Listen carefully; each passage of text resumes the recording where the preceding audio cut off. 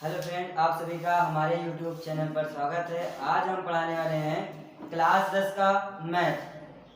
Chapter का नाम है वास्तविक संख्याएं।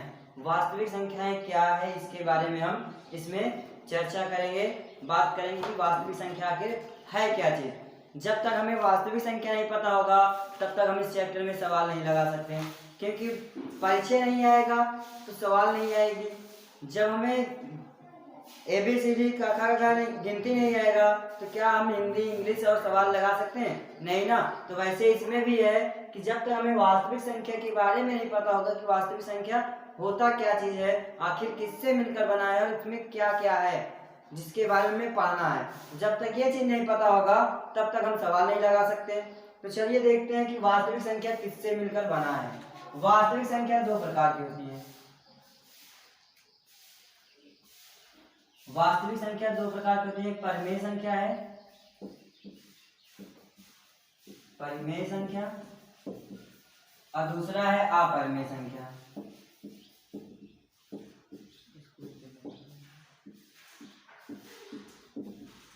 पहला है हमारा परिमेय संख्या और दूसरा है अपरिमेय संख्या। अब परिमेय संख्या कहते किसे हैं? परिमेय संख्या दो संख्याओं से ये भी मिलकर बना है परिमेय संख्या, लेकिन इसकी परिभाषा थोड़ा अजीब टाइप से लिखी जाती है और बताई जाती है। तो ये होता है परिमेय संख्या जो है वे संख्या जो P अपान Q के रूप में लिखी जाती है, उसे परिमेय संख्या कहते हैं। लेकिन परिमेय संख्या भी दो संख्याओं से मिलकर बनी होती है। परिमेय संख्या भी दो संख्याओं से मिलकर बनी होती है। तो इसे तो लिखते हैं क्या, वे संख्या जो P अपान Q के रूप में लिखी जाती है उसे परिमेय संख्या कहते हैं। अर्थात P इक्वल टू जीरो, अर्थात P इक्वल टू जीरो, लेकिन Q equal to does not equal to zero. P equal to तो जीरो लिख सकते हैं, लेकिन Q equal to does not equal to zero. तो इसे हम क्या कह सकते हैं? इसे हम कह सकते हैं कि पूर्ण संख्या है। कौन सा? पूर्ण संख्या। और इसे कह सकते हैं प्राकृतिक संख्या।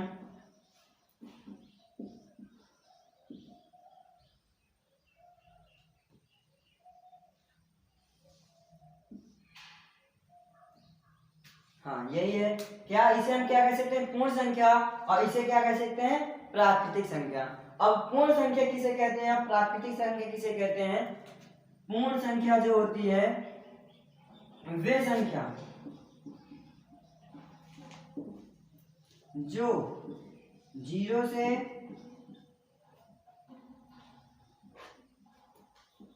अनंत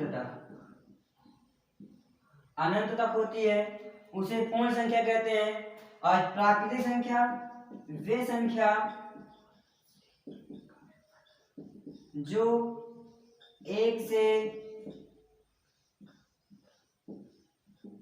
अनंत तक होती हैं, अनंत तक होती हैं, उसे प्राकृतिक संख्या कहते हैं। अब देखिए P जो है, P को हमने पूर्णांक संख्या के पूर्ण संख्या के नाम से जाना, और पूर्ण संख्या जो होती है वो एक जीरो से अनंत तक होती है। वे संख्या जो जीरो से लेकर अनंत तक होती है,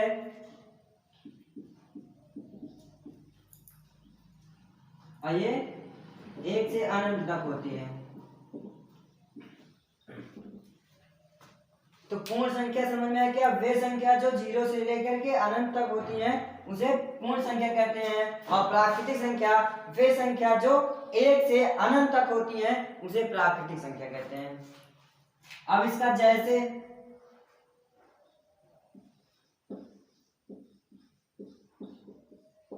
जीरो, एक, दो, तीन, चार, डैश डैश इंफिनाइट। और इसका जैसे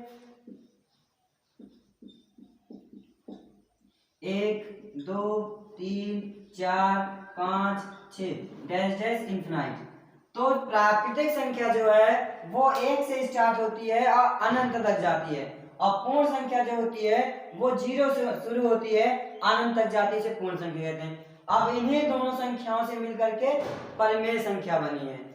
परिमेय संख्या किसे कहते हैं? इसे हम हेडिंग के माध्यम से भी जान सकते हैं क्या, पूर्ण संख्या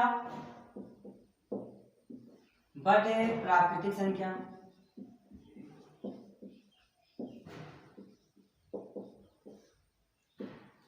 लेकिन इसका तो कहीं पर अध्ययन नहीं किया जाता है, इसे कहीं नहीं पढ़ा जाता, लेकिन इसके माध्यम से परिमेय संख्या को परिभाषित किया जाता है। वे संख्या जो p अपान q के रूप में लिखी जाती है उसे परिमेय संख्या कहते हैं। अब क्यों कहते हैं?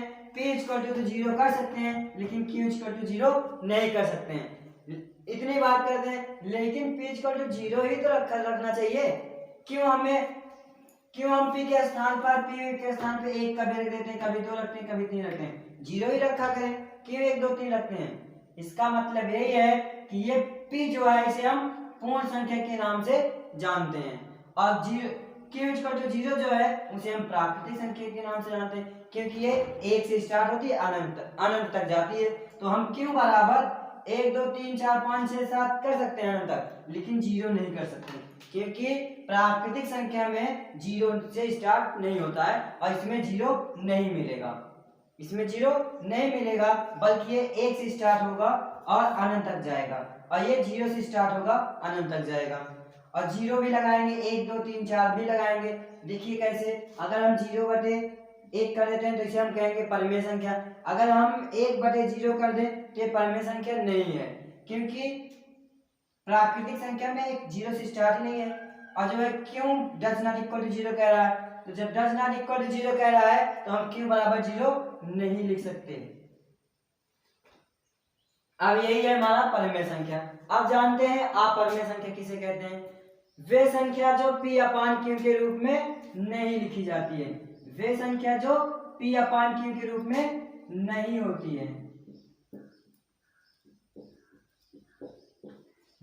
है, उसे अपरिमेय संख्या कहते हैं। यानी इसका मतलब क्या हुआ? इसका मतलब ये हुआ कि 0/1 ये भी हमारा परिमेय संख्या नहीं है, 1/2 ये भी अपरिमेय संख्या नहीं है। इसका मतलब इसे हम पहचान कैसे करेंगे? जो हमारा अपरिमेय संख्या है इसकी पहचान बहुत ही छोटी सी चीज है, जिससे हम पहचान कर सकते हैं कि ये अपरिमेय संख्या है। यानी कि रूढ़ियम, अगर रूढ़ियम के रूप में कहीं भी संख्या मिल गई तो वो जान लेंगे क्या है, अपरिमेय संख्या है। अब हम यहाँ पे बात करेंगे कि वास्तविक संख्या में किस टॉपिक के अनुसार हमें पहला चैप्टर पढ़ना है। तो यहाँ पे पहला टॉपिक है यूक्लिडी विभाजन की प्रमेय। यूक्लिड विभाजन की प्रमेय, जब तक यूक्लिड विभाजन की प्रमेय नहीं आएगी तब तक सवाल नहीं आएगी। तो यूक्लिड विभाजन की प्रमेय देख लेते हैं क्या होता है।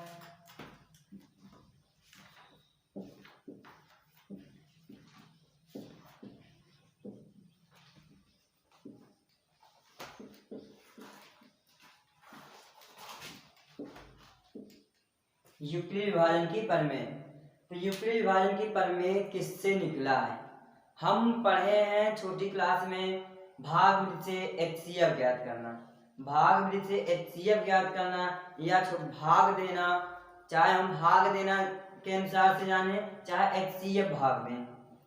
तो हमने पढ़ा है 3 से लेकर के आज तक पढ़े हैं और अंत तक पढ़ते रहेंगे। क्या भाग जो देते हैं वो यूक्लिड विभाजन से ही निकला है, यूक्लिड विभाजन से ही वो निकला है। बस फर्क इतना है कि वहां पे यूक्लिड विभाजन का नाम नहीं आया है, यूक्लिड विभाजन का नाम नहीं आया है, लेकिन इसी से वहां पे सवाल दी जाती हैं 3 4 5 6 7 8 और आगे भी दी जाती हैं, और हर जगह दी जाएगी क्या, यूक्लिड विभाजन से सवाल सॉल्व करने के लिए। तो वहां पे यूक्लिड विभाजन का नाम तो नहीं आया है लेकिन उसका काम आया है। तो यहाँ पे हम नाम के साथ उसका काम भी पढ़ेंगे।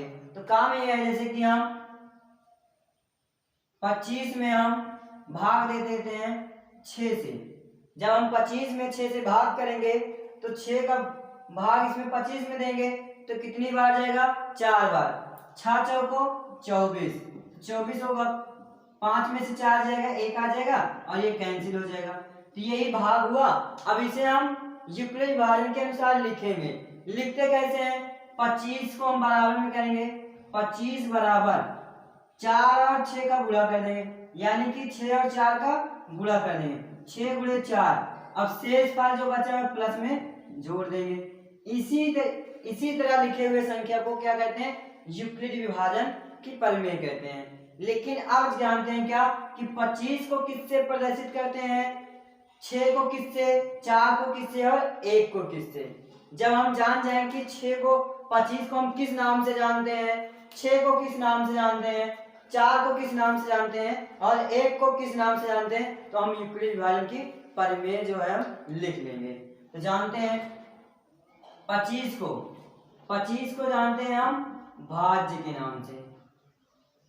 भाज्य का मतलब होता है कि जिसमें भाग दिया जाए। भाज्य का मतलब यह है कि भाग दिया जाए, मतलब भाज्य किसे। अब जानते हैं क्या भाज्य संख्या कहते किसे हैं। भाज्य संख्या कहते किसे हैं, तो जो किसी भी संख्या से पूर्ण रूप से कट जाए उसे भाज्य संख्या कहते हैं। जो किसी भी संख्या से पूर्ण रूप से कट जाए वही तो भाज्य संख्या है।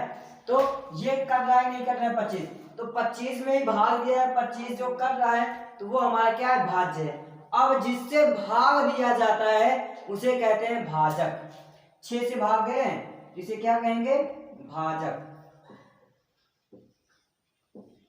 भाजक भाजक वो मतलब एक काटा जाए, इससे क्या किया जा रहा है, काटा जा रहा है, भाजक है ये। भाजक नाम से ही आ रहा है क्या, भाजक, मतलब कि भाग दे रहा है, ये भाजक है। और भाग ये जो आ रहा है, जो लास्ट में आता है जितनी बार जाता है उसे क्या कहते हैं, भागफल। तो 4 यहाँ हमारा क्या है, भागफल है। और शेषफल जो है उसे शेषफल ही कहेंगे। एक जो है वो क्या है, शेषफल है। अब इसी को क्या करेंगे, इसी सबको यहाँ पे हम इसके अनुसार लिख देंगे। भाजक, भाज्य को ए से प्रदर्शित करते हैं इंग्लिश में, भाजक को बी से, भागफल को क्यू से, शेषफल को आर से। तो इसी को हम क्या करेंगे, यहाँ पर लिख देंगे, जो हमारा आ जाएगा यूक्लिड विभाजन की प्रमेय। ए हमारा जो है 25 है, 25 के स्थान पे ए रख देंगे, बराबर 6 जो है हमारा बी है, बी कर देंगे, इंटू लगा देंगे। 4 जो है हमारा क्यू है, क्यू कर देंगे, प्लस 1 जो है आर है, आर कर देंगे। अब इसका इंटू कर दें, हमारा आ गया क्या, ए बराबर बी क्यू प्लस आर। यही क्या हमारा यूक्लिड विभाजन की प्रमेय है। यही हमारा क्या है, यूक्लिड विभाजन की प्रमेय।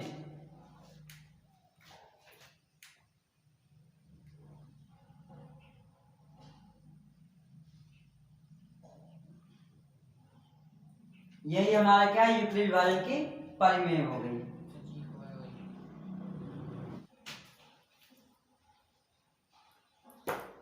तो ये हमारा हो गया, क्या था, यूक्लिड विभाजन की प्रमेय। तो ये हमारा परिचय हो चुका है। अब हम आगे बताएंगे क्या, प्रश्नावली 1.1। प्रश्नावली 1.1 स्टार्ट करेंगे। अब इसी के अनुसार जो ये हमारा यूक्लिड विभाजन की प्रमेय आई है, इसी के अनुसार हम सारी की सारी सवाल को सॉल्व करेंगे एकदम आसान तरीके से। बस फर्क क्या है, ये हम भाग करेंगे रफ कार्य और फेर करेंगे इसके अनुसार, रफ इसके अनुसार और फेर इसके अनुसार कंप्लीट करेंगे। चलिए अब स्टार्ट करेंगे क्या, हम चैप्टर क्या है हमारा, प्रश्नावली 1.1 है। इसमें पहली सवाल, चैप्टर का नाम क्या है, वास्तविक संख्याएं। 1.1 जो है वो वास्तविक संख्याएं से बताया जा रहा है। क्या है, पहली सवाल है, निम्नलिखित संख्याओं को एचसीएफ ज्ञात करने के लिए यूक्लिड विभाजन एल्गोरिथम का प्रयोग कीजिए। यूक्लिड विभाजन एल्गोरिथम का प्रयोग कीजिए। एल्गोरिथम का मतलब यही होता है कि यूक्लिड विभाजन की प्रमेय का प्रयोग करके इसे सॉल्व करना है। ठीक, तो ये क्या है, हमारी पहली सवाल यहाँ पे है 135 तथा 225, और दूसरी क्या है 196 तथा 38,220 है। और अगली सवाल हमारा क्या है 867 तथा 255। इसी को सॉल्व करना है। तो पहली सवाल कैसे सॉल्व करेंगे, पहली सवाल में क्या करेंगे, बड़ी संख्या में छोटी संख्या से भाग करेंगे। क्या करेंगे, बड़ी संख्या में छोटी संख्या से भाग करेंगे। तो हम यहाँ पे भाग करते हैं,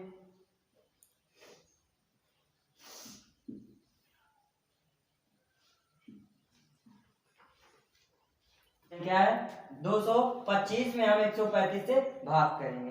तो कैसे जानेंगे कि इसमें हम 135 से 225 में कितनी बार ले जाएं कि 225 हो जाए। इसे चेक करने के लिए क्या हम क्या एक ट्रिक है, इसमें बहुत आसान ट्रिक है। पीछे से 2 अंक को माइनस कर दो, इधर से 2 अंक माइनस कर देते हैं।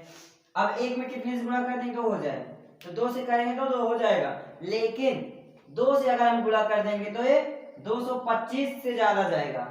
नहीं तो करके देख लीजिए चाहे, अगर 2 से हम कहेंगे 5 गुना 10 की 0 हासिल 1, 3 गुना 6 7, 2 1 2 हो गया 270।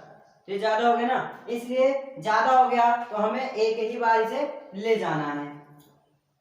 तो एक बार जब ले जाएंगे तो क्या होगा?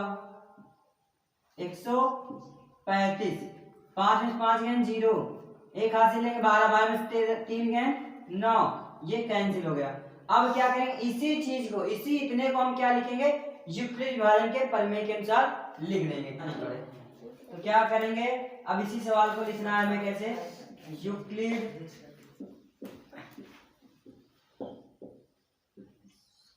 विभाजन प्रमेयिका से। तो यूक्लिड विभाजन प्रमेयिका क्या है?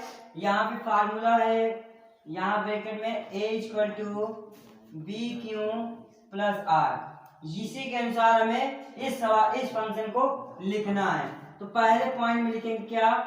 225 बराबर 135 गुणे 1 + 90। इसे क्या लिख सकते हैं? ब्रैकेट में 0 क्या है? अभी r से क्या है? बड़ा है, तो r से क्या है? बड़ा है। तो ये फंक्शन हो गया। अब क्या करेंगे? 135 में हम 90 से भाग कर देंगे। अब ये कितनी बार जाएगा? अगर हम इसमें 9 में 2 से गुणा कर दें तो 180 हो जाएगा।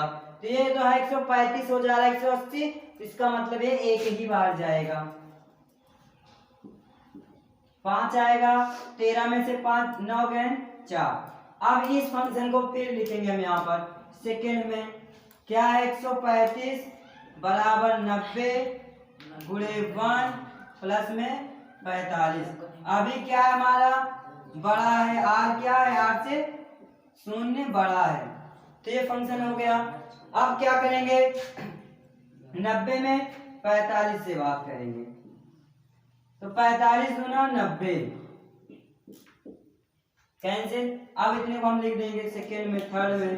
थर्ड में लिखेंगे 90 बराबर 45 गुणे 2 + 0।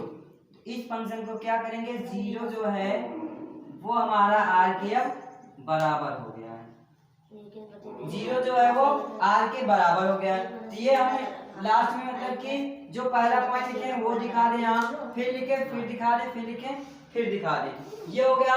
लास्ट में जिससे जाकर कटा है ये पूरी तरह, वही क्या इसका HCF है।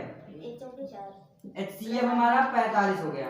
यही हमारा क्या है? HCF 45 हो गया। ये सवाल सॉल्व हो गया। अब करते हैं दूसरी सवाल।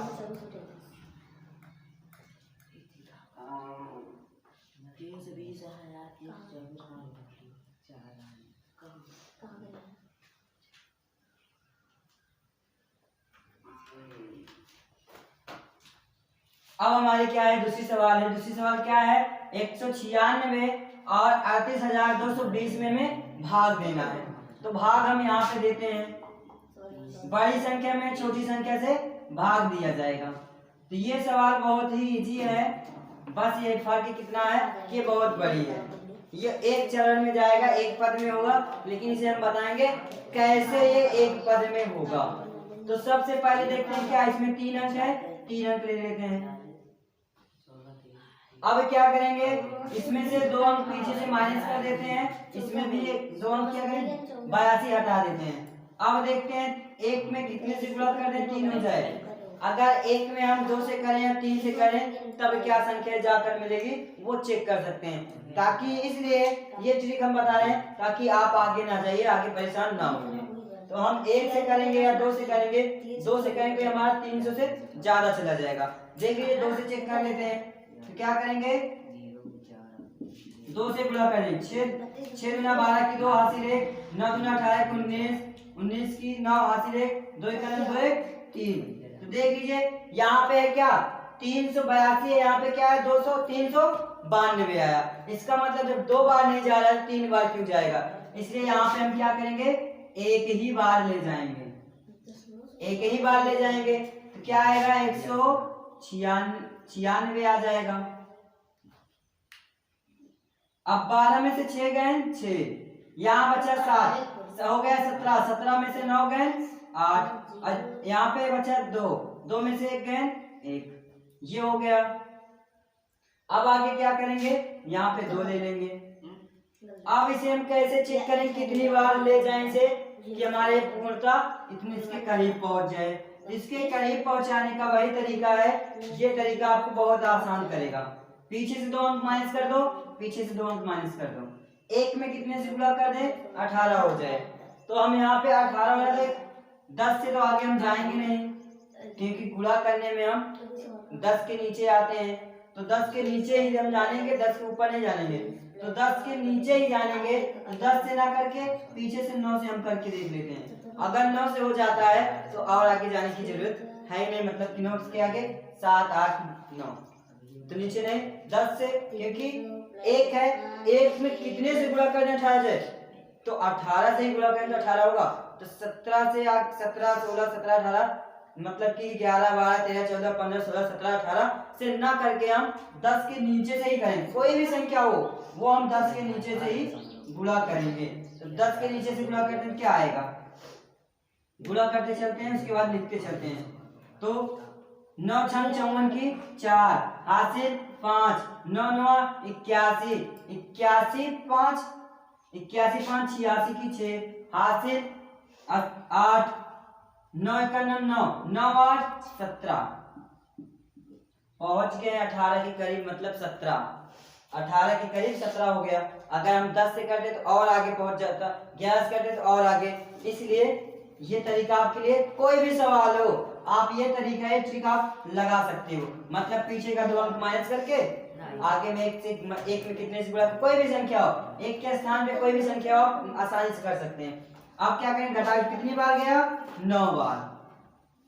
अब क्या करेंगे, 12 में से 4 घटाएंगे तो 8 आएगा, यहाँ हुआ 5, 5 मतलब 15, 15 में से 6 गए 9, ये कैंसिल।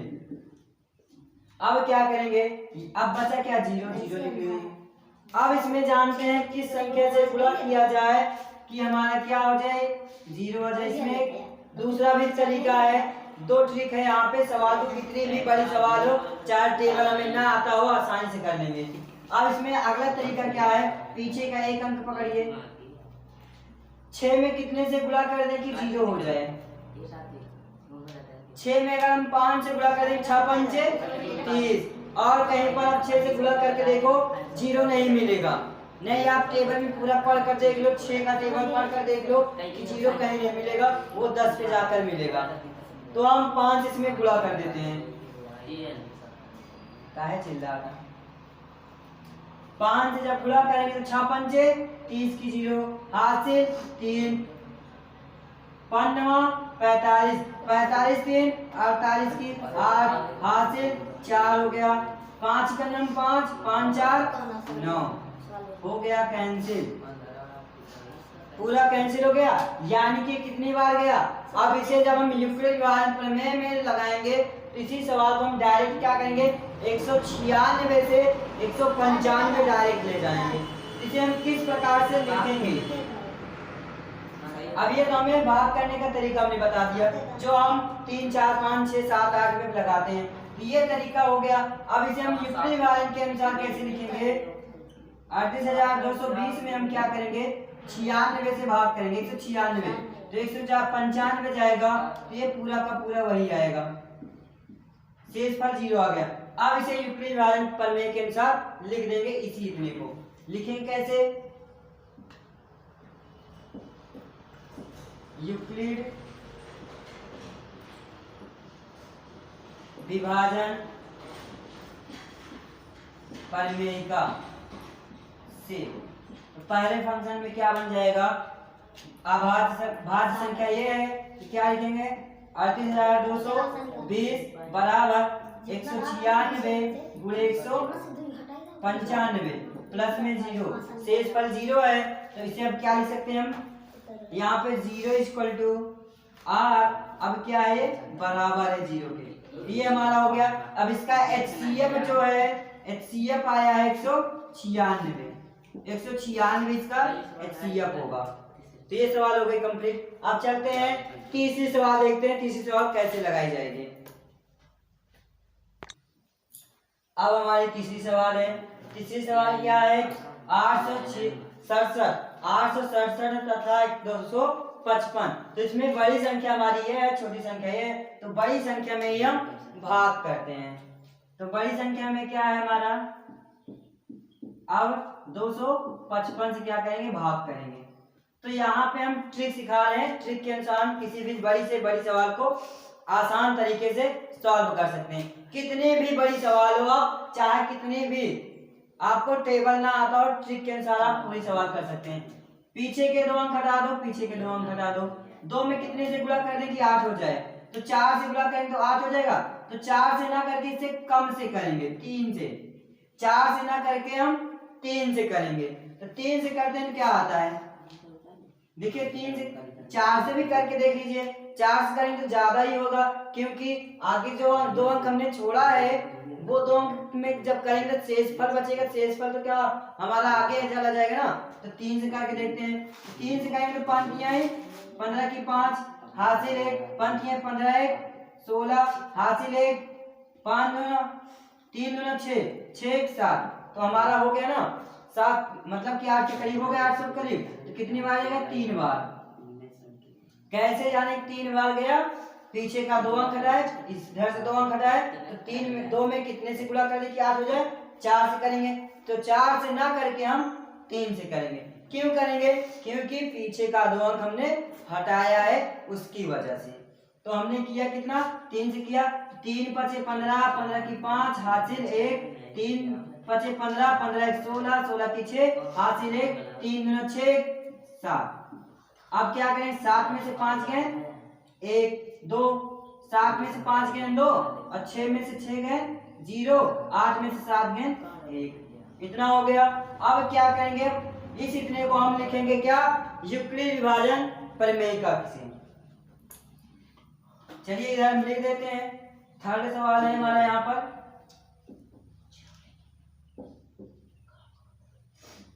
यूक्लिड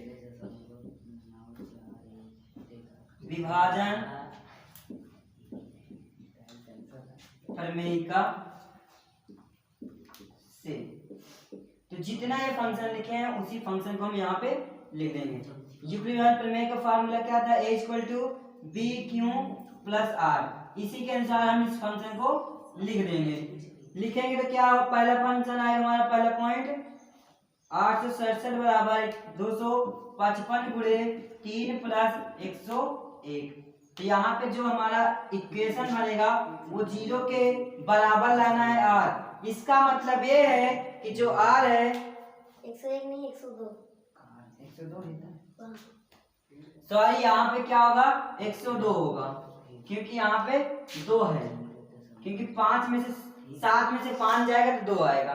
अब देखिए यहाँ पे जो हम ये फंक्शन बनाते हैं इसका मतलब होता क्या है, यहाँ पे ये इतना ये बता रहा है कि हमें r फंक्शन को लाना है 0, r फंक्शन को लाना है 0, लेकिन r फंक्शन 0 हुआ है नहीं हुआ, इसलिए r से क्या है 0 अभी बड़ा है, r जो है 0 से भी बड़ा है। अब क्या करेंगे, 255 में हम 102 से भाग कर देंगे। अब देखिए इसके पीछे का 2 अंक हटा दो, इसके पीछे। अब इसमें हम जानते हैं कि कितने से इसमें गुणा करें कि हमारा 2 आ जाए, 2 से करेंगे 2 आ जाएगा, लेकिन पीछे का 2 अंक हटाए हैं तो क्या करेंगे, 1 से करेंगे, 1 से नहीं करेंगे, यहाँ फिर भी हमें 2 से ही करना पड़ेगा। क्यों करेंगे, कैसे जानेंगे इसमें 2 से करेंगे, क्योंकि पीछे का हमारा केवल 2 है। अगर इसके यहाँ पर भी हमारा कुछ संख्या बड़ी होती तो हमारा लिख सकते थे कि हमारा 1 से ही करेंगे, लेकिन यहाँ पे 2 क्या क्या है बहुत छोटी छोटी हैं, इसलिए 2 से करेंगे तो 2 दूना 4, 2 शून्य 0, 2 1 2, तो 204 आएगा। तो ये हम कर सकते हैं, 2 से ले जाएंगे तो क्या आएगा, 2 दूना 4, 2 शून्य 0, 2 1 2। अब क्या करेंगे, 5 में से 4 गए 1, और यहाँ पे क्या बचा 5, 5 के 5, अब 2 से 2 गए कैंसिल, अब इतना हम क्या करेंगे, इसे फिर लिखेंगे सेकेंड में लिखेंगे क्या, 255 बराबर 102 गुणे 2 प्लस 51। अब इसे लिख देंगे, जीरो क्या है अभी, आर है, आर के बराबर जीरो बनाना है, अभी जीरो हमारा बड़ा ही है। अब क्या करेंगे, 102 में 51 से भाग कर देंगे। अब ये कितनी बार जाएगा, पीछे का एक अंक हटा दो, पीछे का एक अंक हटा दो, 5 में कितने से गुणा कर दें, 10 हो जाए, तो 2 से कर देते हैं, 2 एकम 2 आ जाएगा, 5 दूना 10, तो हमारा हो गया काम खत्म, आ गया जीरो। अब इस इतने को लिख देंगे क्या, सेकेंड थर्ड में, तो 102 बराबर 51 गुणे 2 प्लस 0, ये अब हो गया हमारा आर फंक्शन जीरो के बराबर, जिसे हम कर सकते हैं जीरो, हो गया। अब इसका एचसीएफ जो आया है, एचसीएफ जिससे लास्ट में कटा है उस वही हमारा एचसीएफ 51, ये हमारा एचसीएफ हो गया। अब चलते हैं इसकी सेकेंड सवाल देखते हैं, दूसरी सवाल क्या है, दूसरी सवाल है। अब हमारी यहाँ पे दूसरी सवाल है, दूसरी सवाल क्या कह रही है कि दिखाइए कि कोई भी धनात्मक विषम, दिखाइए कि कोई भी धनात्मक विषम पूर्णांक, विषम पूर्णांक का मतलब होता है, विषम संख्या कहते हैं किसे हैं, विषम संख्या किसे कहते हैं, वे संख्या जो 2 से ना कटे, वे संख्या जो 2 से ना कटे उसी को विषम धनात्मक विषम संख्या कहते हैं। तो विषम पूर्णांक क्यों 6q + 1 6q + 3 तथा 6q + 5 के रूप का होता है, जहां q कोई पूर्णांक संख्या है, पूर्णांक है। तो अब यहाँ पे कैसे हम इसे सॉल्व करेंगे, सॉल्व यहाँ पे हम करेंगे क्या, यहाँ पे लिखेंगे माना ए कोई धनात्मक विषम पूर्णांक है, पूर्णांक है। तो ए क्या है, कोई धनात्मक विषम पूर्णांक है। यहाँ पे धनात्मक विषम पूर्णांक कह रहा है, तो ये इक्वल टू हम क्या कर सकते हैं, इसके ए मान सकते हैं, इसे हम ए मान सकते हैं, इसे भी ए मान सकते हैं और इसे भी ए मान सकते हैं। इसलिए क्या कर दिया कि माना ए कोई धनात्मक विषम पूर्णांक है। अब इसके आगे क्या लिख सकते हैं, इसे हम ए बराबर 6q + 1 कॉमा ए बराबर 6q + 3 कॉमा ए बराबर 6q + 5, यही चीज यहाँ पे माना गया है। अब क्या करेंगे, अब इसे लगाना है हमें यूक्लिड विभाजन प्रमेयिका के अनुसार, लिखेंगे यहाँ पे यूक्लिड विभाजन प्रमेयिका के अनुसार दो पूर्णांक q तथा r इस प्रकार है, इस प्रकार है कि, अब यहाँ पे इतनी वैल्यू क्यों माना गया है, यूक्लिड विभाजन प्रमेयिका के अनुसार दो पूर्णांक q तथा r इस प्रकार है कि, अब इसमें q और r की बात इसलिए की जा रही है क्योंकि ये q है और ये r है, इन्हीं दोनों की बात यहाँ पे करनी है इस हेडिंग में, क्योंकि यही चीज आने के बाद इसे क्या कर दिया गया कि यूक्लिड विभाजन प्रमेय है। ये हो गया। अब क्या करेंगे, इसलिए कि r q इक्वल टू क्या है, यहाँ पर नहीं दिया गया है, यहाँ पर b इक्वल टू दिया गया है, क्या कर सकते हैं, b इक्वल टू 6 है और r इक्वल टू 5 है। तो अब इसे हम अगले ब्रैकेट में क्या दिखा देंगे, इतना है तो अगले ब्रैकेट में दिखा देंगे जहां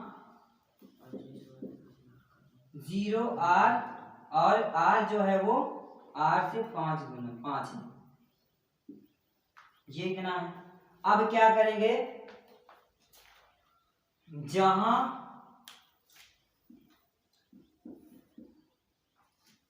क्यों पूर्णांक